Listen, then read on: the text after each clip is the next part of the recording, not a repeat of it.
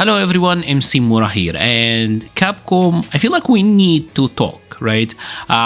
Obviously, we are at the tail end of the first season of Street Fighter 6. The game launched in an amazing state. I think we're all ecstatic about this game when it first came out. Everyone was super happy about it. The package was great, everything worked, things were amazing. But as the season went by, I think it's fair to say that excitement and hype levels have significantly went down. Right, I think that's very, very safe to say. Now, instead of going over what Capcom did wrong, obviously recently they just put out that they're not gonna reveal anything at Capcom Cup, and I feel like everyone already talked about stuff. I just want to be positive, right? I want to talk about what they can do for the future, right? What can we do in the next seasons?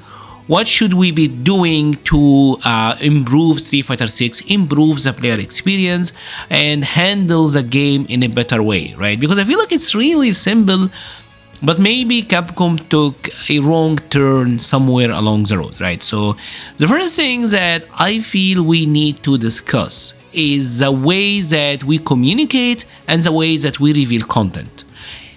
Before Street Fighter 6 came out, I talked a lot about this, how Street Fighter 6 and its reveal, it doesn't really feel like a fighting game because they are not revealing content, characters, and all of that based on fighting game related events, right?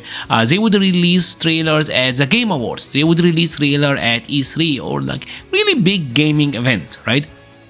And for a game that didn't came out, for a game that was really ambitious and trying to get to a mainstream audience, back then I felt like this was a positive. This was a good thing, right? This was a good thing because that more eyes are seeing it. But as we went on and as the game came out, it became more and more apparent that Capcom just don't care about tying their reveals, tying their content to the fighting game schedule or to like fighting game events, right? They would randomly drop an Ed trailer, they would randomly drop an Aki teaser, they would randomly drop the Rashid trailer, or like just today, they dropped the Ed gameplay stuff. And hey, Capcom Cup is just around the corner. Maybe you could have waited until the finals of the LCQ, people were hyped, and then you would drop in some information about Ed, but that's not really how it works. Now, before the game came out, they would reveal that stuff at like I said, big gaming event in general, so a lot of eyes, but now randomly dropping it isn't doing them any service. I don't understand why you're doing this stuff. If the idea is we want to appeal to mainstream, right, then just reveal the trailer at the fighting game event, and the trailer would be out on like IGN, GameSpot, and all of that, and casuals would see it anyways. What they're doing right now is just plain doing them a disservice. The fact that the biggest fighting game tournament possibly ever, like $1 million for the winner, and you haven't gotten anything to show for when it comes to marketing is absurd. Like, is absurd. And they had a full year to plan for this, right? Heck, I would have preferred if they didn't show anything about Ed and kept Ed for Capcom Cup, right? For the reveal. Because at least we would get something, and maybe get like a teaser for Akuma. I feel like that would have been fine. But we're not getting anything. So I feel like this is kind of an easy topic to, this is an easy point for Capcom to fix, right? It's all their planning. They plan the CPT events anyway. They plan Capcom Cup. They plan all of that. So just make sure that your marketing is on the same page. I feel like that's easy peasy, right? The second thing, and this one is obviously apparent. Support the game with meaningful content. Now, ever since Street Fighter 6 came out, we have only almost been getting out Avatar stuff.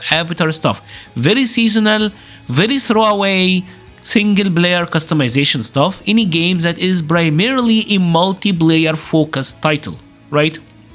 I don't know how many, I don't get the stats. I don't know how many people actively put out Avatar stuff or play Avatar battles every day. I really don't, right?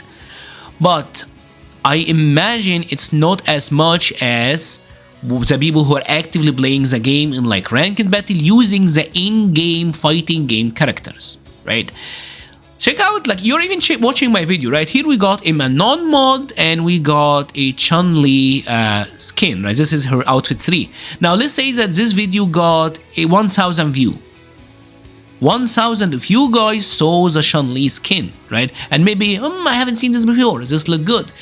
The biggest tournaments out there, something like EVO. Can you imagine that we had EVO with over 100k viewers and they were using the default skin? Imagine if you made like a badass skin for Ken and people saw it and was like, that looks really cool.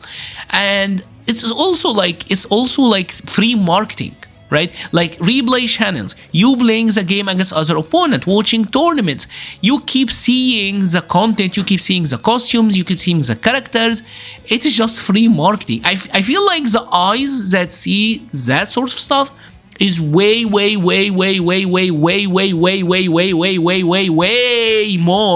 than the people who watch Avatar stuff. So I understand that Capcom wanted to go all in on single player and yes, and marketing to casuals, but they clearly they have clearly overcorrected. I want to give them the benefit of the doubt and say that they clearly went overboard with overcorrection, right? And now they have completely missed the target, and now the hardcore player base, they are the ones that are keeping the game alive. And even then, people are kinda tired of the lack of content. I can't believe that you had a year to plan ahead, and there is like 5 months gap between Aki and Ed. Like that's actually insane. Now the final one, which is obviously also very affecting to players like you and me, everyone who's watching these sort of videos, people who care about the game from a competitive aspect, right? You don't necessarily have to be tournament players, but people who are active players of the game.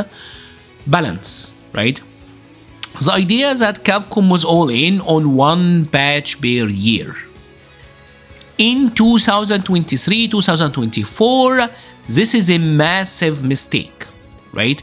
Why is this a massive mistake? Because this actively kills interest in the game, right? Let's say, for example, you were a Manon player. You were really excited in month 1. Manon is kind of a struggle, and now you have to wait for 10 more months of struggle before the character gets any help, right?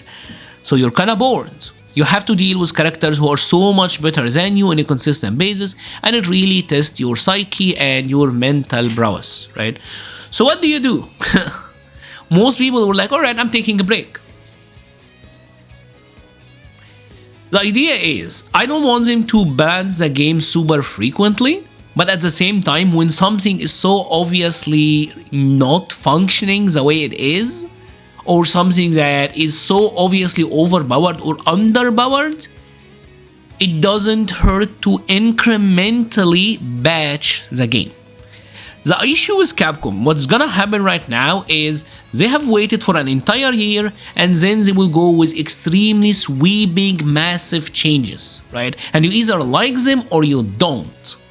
And then the game will be totally different, right? But why go this route when you can just, just do what Tekken did?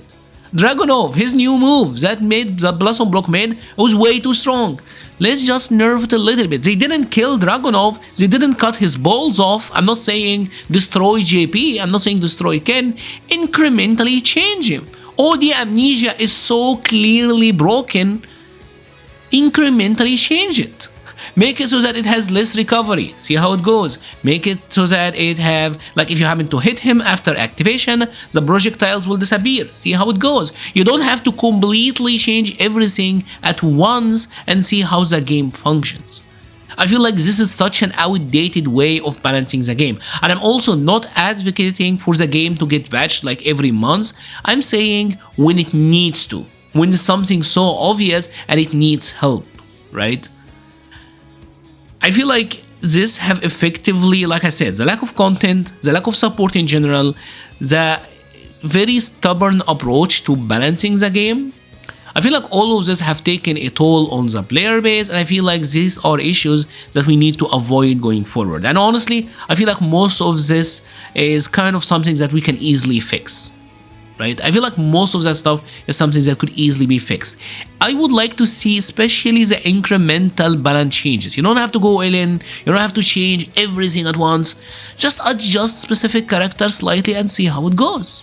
That's pretty much it. I understand that the idea is, oh, but we want to keep the competitive integrity of the tournament and everything should be played as a. That's nonsense, dude. That's just nonsense. Because other games out there, other esports big games, League of Legends, MOBAs, they change the game constantly and during their pro tours, and that's just fine. That's just the nature of competitive esports title. And again, small changes, see how it goes. I feel like that is the smartest way to balance a fighting game.